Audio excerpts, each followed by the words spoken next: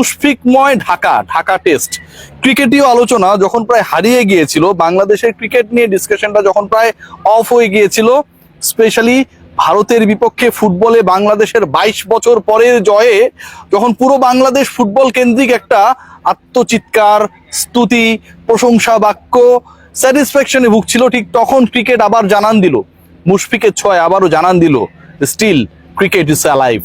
Cricket ঠিক একই রকম ভাবে জনপ্রিয়, আমি কম্পেয়ার করতে যাচ্ছি না, যতটা আমাদের প্রাণের ফুটবল। মুশফিকুর রহিম, যিনি নিজেও ফুটবলটা ভালো খেলেন, সেই মুশফিক বাংলাদেশের সেই জয়ের পরে এমন একটা উপলক্ষ তৈরি করেছে যেখানটাতেও বাংলাদেশ ভারতকে হারানোর অপেক্ষায়। ১০০তম টেস্টে কোন একজন পার্টিকুলার ক্রিকেটারের সেঞ্চুরি করার যে রেকর্ড ১০-১১ জন করেছে, নিজের ১০০তম টেস্টে সেঞ্চুরি করেছেন। রিকি পন্টিং তো 2 ইনিংসেই করেছেন দক্ষিণ আফ্রিকার বিপক্ষে। বাংলাদেশের হয়ে প্রথম ক্রিকেটার যিনি ১০০তম টেস্ট খেলতে নেমেছেন, এবং সেই প্রথম ক্রিকেটারই প্রথমবারের মতো ১০০ করা থেকে 1 রানের দূরত্বে।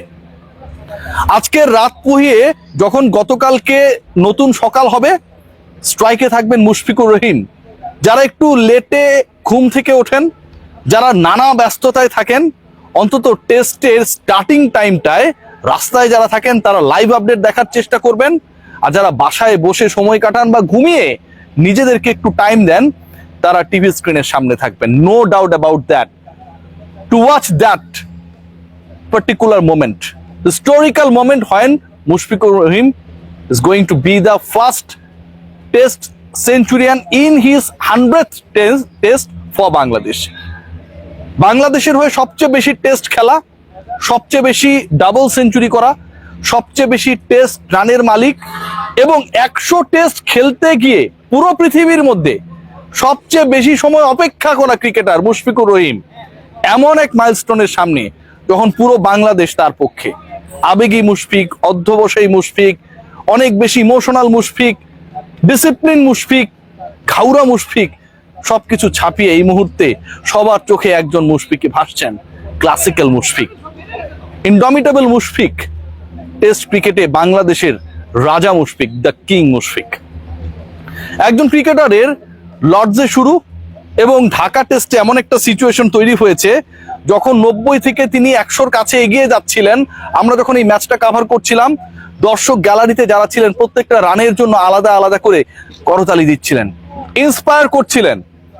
10,000 হয়তো অথবা আরো কিছু কম মানুষ এই স্টেডিয়ামে, কিন্তু তাদের তালি, তাদের আওয়াজ, তাদের ভুবুজেলার চিৎকার, তাদের সমর্থন সবকিছু মিলিয়ে একটা জিনিসে যেন বারবার প্রকাশ করছিল, মুশফিকুর রহিম যখন ওই 100তম টেস্টে 100 রানের কাছে যাচ্ছিলেন, তখন যেন পুরো বাংলাদেশ হয়ে এই 5 থেকে 7,000 মানুষ চিৎকার করছিল। 187 বল খেলেছেন, 5টা 4 মেরেছেন, 99তে অপরাজিত রয়েছেন। এবং এই ম্যাচে মুশফিকুর রহিম কতটা কনসিস্টেন্টলি ব্যাটিং করার চেষ্টা করেছেন, টেস্ট মেজাজে ব্যাটিং করার চেষ্টা করেছেন, তার সেই 5টা 4 দেখলেই বোঝা যায়। দেখেন, সাদমান ইসলাম তিনি করেছেন 35, খেলেছেন 44 বল, কিন্তু এই 44 বলের মধ্যেই 6টা 4 মেরে ফেলেছেন। আবার যদি খেয়াল করে দেখি আমরা, মুশফিকুর রহিম তিনি খেলেছেন 187 বল, কিন্তু 44 বলে সাদমানের 6-4 মারার থেকে তার 4-এর সংখ্যা একটা কম। একদিকে ইনিংস বিল্ড আপ করেছেন, আরেকদিকে তার 100তম টেস্টকে স্মরণীয় করে রাখার চেষ্টা করেছেন। বাংলাদেশে মুশফিকুর রহিম এমন একটা ক্যারেক্টার, যে ক্যারেক্টারটা আর কখনো আসবে না। সবাই বলছেন ডিসিপ্লিন, তার ব্যাক প্যাড, প্রিপারেশন সবকিছুই যেন অন্য সবার জন্য একটা অনুকরণীয় দৃষ্টান্ত। যখন সাকিব আল হাসানের রানটা 217 হলো, ওটাকে কেউ টপকাতে পারবে কি পারবে না, মুশফিকুর রহিম সেটিকে টপকে গেলেন। 219-এ অপরাজিত সেই স্কোরটা এখনো বাংলাদেশের হয়ে টেস্টে কোনো ক্রিকেটারের ব্যক্তিগত সর্বোচ্চ। যখন সবাই ভাবছিল যে মোহাম্মদ আশরাফুল হয়তো হবেন বাংলাদেশের প্রথম টেস্টে ডাবল সেঞ্চুরিয়ান, 190-তে আশরাফুল আউট হয়ে যাওয়ার পর সেই গল টেস্টে মুশফিকুর রহিম করলেন প্রথম ডাবল সেঞ্চুরি। সবচেয়ে বেশি ডাবল সেঞ্চুরি রেকর্ডটাও তার 3টা। উইকেট কিপার ব্যাটার হিসেবে 2টা ডাবল সেঞ্চুরি পৃথিবীর আর কারো নেই। বাংলাদেশের হয়তো 3টা তার ডাবল সেঞ্চুরি রয়েছে, একটা উইকেট কিপার ব্যাটার না হয়ে, আর বাকি হচ্ছে উইকেট কিপার ব্যাটার হিসেবে। Wicket keeper batter and captain হিসেবে Mushfiqur Rahim is the only character যিনি ডাবল সেঞ্চুরি করেছেন। এবং এই উপমহাদেশে যে কজন ক্রিকেটার শততম টেস্টে সেঞ্চুরি হাঁকিয়েছেন, তাদের একজন, সেই স্বল্প সংখ্যক ক্রিকেটারদের একজন হবার পথে মুশফিকের দূরত্ব আর মাত্র 1 রানের 1 রাতের। আজকে মুশফিক যেটা করে দেখিয়েছেন আমার কাছে মনে হয় সবার জন্য অনুকরণীয়, একই সাথে ইন্সপায়ারিং। একজন ক্রিকেটারের নিবেদন কতটা হলে সেই ক্রিকেটার সবচেয়ে বেশি সময় লাগলো যার 100 টেস্ট খেলতে পুরো পৃথিবীর বুকে, এবং সেই 100তম টেস্টে এসেও তিনি কতটুকু কনসিস্টেন্ট, সবচেয়ে সিনিয়র ক্রিকেটার কতটুকু কনসিস্টেন্ট, সবচেয়ে সিনিয়র ক্রিকেটার কতটুকু নিজেকে শতভাগ মেলে ধরার জন্য উদ্গ্রীব, সেটা যেন প্রমাণিত হয়েছে আজকে মিরপুরে।